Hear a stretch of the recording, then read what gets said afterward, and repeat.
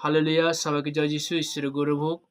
যে আজকের আমরা পিতার বাক্যতে যাব, যেমন আশীর্বাদের বাক্য রোজ যেমন রুটিন অনুসারে আসি, আজকে প্রভু সুযোগ করে জন্য প্রভুকে অসংখ্য ধন্যবাদ করি।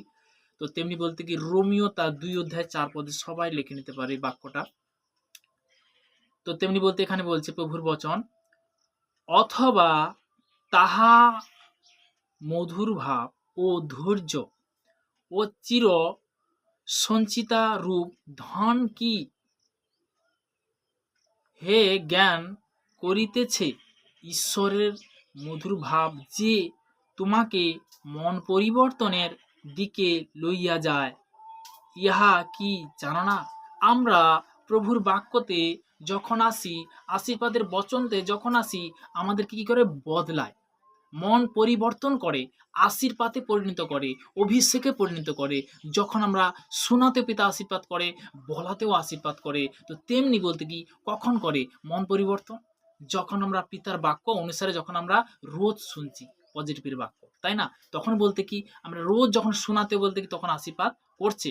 তো তেমনি বলতে কি যে আজকের যে সকল সন্তানরা শুনছে, প্রত্যেকটা সন্তানকে মহাম আশীর্বাদ করছে, কৃপা করছে। তো তেমনি বলতে কি পবিত্র বচন বলছে, আমি বলছি না। হালেলুয়া। তো আমি প্রার্থনাতে যাব। হে স্বর্গের স্বর্গপিতা, তোমার মহানামে ধন্যবাদ করি পিতা। পিতাকে স্বর্গপিতার সিংহাসন পৃথিবীর পাদবীর তোমার চরণ তলে প্রভু গো, এই সন্তানকে তুমি আজকে তোমার সেবা করার জন্য প্রভু গো তুমি নিয়ে এসেছো, তোমাকে মহানামে ধন্যবাদ করি পিতা গো।